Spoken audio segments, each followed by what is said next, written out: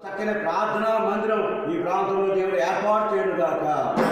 ఒక కుటుంబాన్ని 10 కుటుంబాలుగా, 20 కుటుంబాలుగా, 30 కుటుంబాలుగా ఆయన రక్షించుకోను గాక.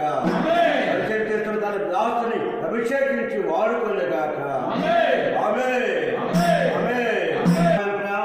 స్తోత్రాలు తెలుస్తున్నాం.